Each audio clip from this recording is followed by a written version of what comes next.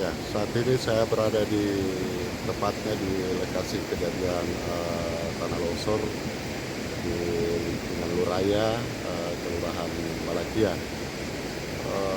Kejadian ini diperkirakan tadi subuh setelah diguyur hujan deras semalaman, dan seperti yang kita lihat kurang lebih 30 meter badan jalan tertutup dengan material longsor, sehingga bukan hanya kendaraan, pejalan kaki pun tidak bisa melintas di area ini mengingat timbunan material longsor ini cukup dalam dan tanahnya cenderung berlumpur, sehingga tidak ada jalan yang tidak ada pengguna jalan yang bisa melintas di jalan ini.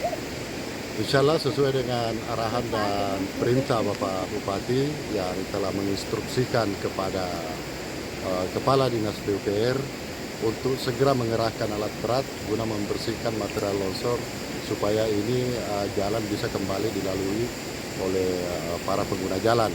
Namun demikian, sebagai alternatif, disinilah kejelian pemerintah daerah telah membangun jalan alternatif lewat Desa Gunung Perak, sehingga dari Balang-Balang kalau arah dari Malino itu bisa melintas lewat Gunung Perak, sehingga